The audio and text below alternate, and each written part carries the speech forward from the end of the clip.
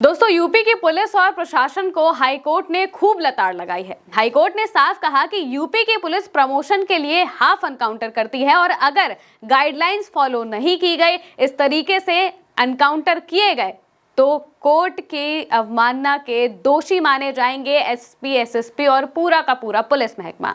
दोस्तों, हमने अक्सर ऐसी वीडियोस देखी हैं जब यूपी की पुलिस आरोपियों के पैर में गोली मार देती है। एक जगह पर कुछ होता है, आरोपियों का एक वीडियो सामने आता है जिसमें पुलिस वालों के कंधे पर वो आरोपी लंगड़ाते हुए चल रहा है और इसे हाफ एनकाउंटर करार दिया जाता है। अब हाईकोर्ट ने इस तरह के हाफ एनकाउंटर पर सीधे तौर पर सवाल खड़े कर दिए हैं और कह दिया है कि पुलिस का ये काम बिल्कुल भी नहीं है कि दोषी को सजा दे। ये काम कोर्ट का है, कोर्ट को उनका काम करने दे और अगर इस तरीके के हाफ एनकाउंटर हुए तो आगे से पुलिस दोषी मान ली जाएगी। और तो और उन्होंने साफ कह दिया कि उत्तर प्रदेश की पुलिस सिर्फ वाहवाही लूटने के लिए सोशल मीडिया पर उनके चर्चे हों और तो और जल्दी से प्रमोशन मिल जाए, इस चीज की वजह से इस तरह के हाफ एनकाउंटर करती हुई नजर आ जाती है। कोर्ट ने क्या क्या कहा है पहले हम आपको वो बता देते हैं। कोर्ट ने अपने बयान में अपने जब जजमेंट दिया तो इस पूरे जजमेंट के दौरान उन्होंने कई अहम बातें कही है और इनमें से एक बात यह भी थी कि आरोपी को सजा देने का अधिकार केवल न्यायपालिका के पास है, पुलिस के पास नहीं है। भारत एक लोकतांत्रिक देश है और यहाँ कानून संविधान के अनुसार चलता है, ना कि व्यक्तिगत सोच के आधार पर। कोर्ट बोला आरोपी को सजा देना पुलिस का काम बिल्कुल भी नहीं है। कोर्ट ने यह भी कहा है कि मामलों में पुलिस अधिकारी जानबूझकर आरोपी के घुटने के पैर में गोली मारते हैं ताकि मामला हाफ एनकाउंटर कहलाए और वो बहादुरी का श्रेय ले सके। कानून की नजर में यह तरीका पूरी तरह से अस्वीकार्य है।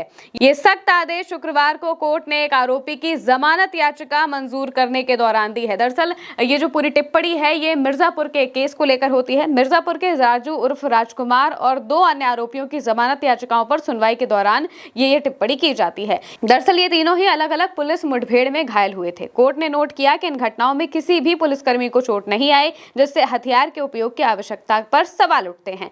राज्य सरकार ने अदालत को बताया कि मुठभेड़ के संबंध में एफआईआर दर्ज की गई थी, लेकिन घायल का बयान ना तो मजिस्ट्रेट के सामने और ना ही किसी चिकित्सा अधिकारी द्वारा दर्ज किया गया। हाईकोर्ट ने इसे सुप्रीम कोर्ट के दिशा निर्देशों का सख्त उल्लंघन मानते हुए पुलिस की कार्यप्रणाली पर कड़ी आपत्ति जताई है और साफ कहा है कि उत्तर प्रदेश की पुलिस वाहवाही लूटने के लिए जल्दी प्रमोशन मिल जाए, इस चीज की वजह से हाफ एनकाउंटर करती है, क्योंकि उत्तर प्रदेश में ही सबसे ज्यादा एनकाउंटर और हाफ एनकाउंटर जैसी खबरें सामने आती हैं, मुठभेड़ की खबरें सामने आती हैं सबसे ज्यादा यहीं से। इसी वजह से हाईकोर्ट ने कहा है कि पूरी तरह से जो पुलिस है वो हवाई लूटने के लिए ये सारे काम करती है। गाइडलाइंस पर भी उन्होंने कुछ बात कही है। सुप्रीम कोर्ट की गाइडलाइंस का हवाला देते हुए जो हाईकोर्ट है उन्होंने कहा कि इन गाइडलाइंस को फॉलो करना पुलिस का काम है और अगर ये फॉलो नहीं होती है तो एसपी, एसएसपी से लेकर पूरा पुलिस महकमे को दोषी मान लिया जाएगा अगर कोई भी मामला ऐसा दोबारा सामने आता है। गाइडलाइंस क्या है वो भी हम आपको बता देते हैं।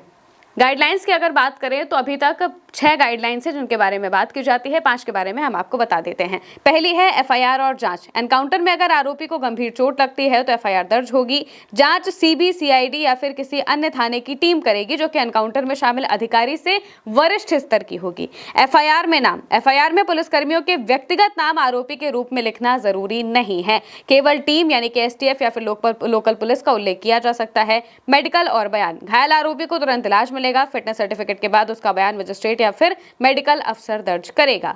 कोर्ट को रिपोर्ट। पूरी जांच के बाद रिपोर्ट सक्षम अदालत को भेजी जाएगी जो सुप्रीम कोर्ट की प्रक्रिया के अनुसार काम करेगी। 5वां है प्रमोशन और अवार्ड पर रोक। एनकाउंटर के तुरंत बाद out of turn promotion, gallantry award नहीं दिए जाएंगे। अवार्ड तभी मिलेगा जब कमिटी जांच में बहादुरी पूरी तरह से साबित होगी, यानी कि अगर जांच होती है उस जांच में बहादुरी साबित होती है सिर्फ तभी प्रमोशन मिले और सिर्फ तभी अवार्ड मिले। ये बात भी हाईकोर्ट ने अपनी गाइडलाइंस में बताई है जो कि सुप्रीम कोर्ट की तरफ से दी गई थी। 6ठी जो गाइडलाइंस है वो है पीड़ित परिवार को शिकायत का आधार। अगर परिवार को लगता है कि जांच निष्पक्ष नहीं हुई है तो वो सेशन जज के सामने शिकायत कर सकता है। जरूरत पड़ने पर मामला हाईकोर्ट भेजा जा सकता है और एसपी, एसएसपी के खिलाफ अवमानना की कार्रवाई शुरू हो सकती है, यानी कि यहाँ पर अवमानना की कार्रवाई एसपी और एसएसपी के खिलाफ शुरू हो सकती है अगर कोई इस तरीके का केस वापस सामने आता है। तो कोर्ट का साफ संदेश है कि हाईकोर्ट ने साफ कर दिया है कि पुलिस कानून से ऊपर नहीं है। एनकाउंटर न्याय का विकल्प नहीं हो सकता। गाइडलाइंस का उल्लंघन सीधे अवमानना मान लिया जाएगा। ये 3 बातें हाईकोर्ट की तरफ से साफ तौर से पूरी कर दी गई हैं, साफ कर दी गई हैं कि पुलिस कोर्ट से ऊपर किसी भी कीमत पर नहीं हो सकती और सजा देने का काम पुलिस का नहीं है बल्कि कोर्ट का है। कोर्ट उन्हें सजा देगा।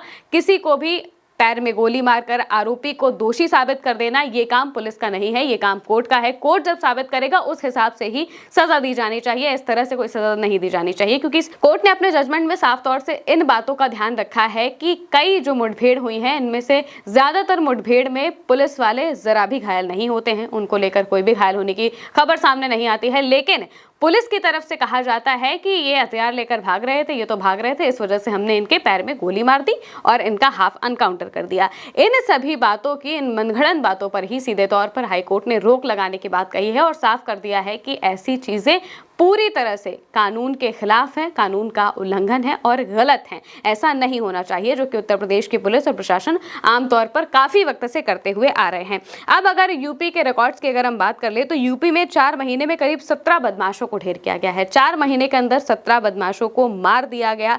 इसके अलावा अलग अलग जगहों पर जो मुठभेड़ है वो सबसे ज्यादा उत्तर प्रदेश में ही होती है। जैसे कि मेरठ जोन में करीब 4454 मुठभेड़ सबसे ज्यादा यहाँ की बताई जा रही है। इसके अलावा वाराणसी, आगरा, गाजियाबाद जैसी जगहों पर आमतौर पर काफी ज्यादा मुठभेड़ होती रहती है और हाफ एनकाउंटर के भी काफी मामले सामने आते हैं कि आरोपी के पैर में गोली मार दी गई। चाहे मामला कोई भी हो, सीधे गोली मार दी जाती है और इसको लेकर हाईकोर्ट ने साफ कहा है कि ये सब चीजें वाहवाही के चक्कर में, सोशल मीडिया पर नाम चमक जाए, इस चक्कर में पुलिस वाले अक्सर करते हैं। और अब इस पर सख्त टिप्पणी करते हुए साफ तौर से हाईकोर्ट ने कह दिया है कि ऐसी चीजें होना एसपी और एसएसपी के खिलाफ अवमानना का केस दर्ज करा सकती है, उनके खिलाफ जांच बैठ सकती है। अब ये देखना होगा कि इसके बाद क्या उत्तर प्रदेश का जो प्रशासन है वो इन सब चीजों को समझेगा या फिर इसी तरह की चीजें होंगी। फिलहाल के लिए मेरे साथ इस खबर में इतना ही। नमस्कार।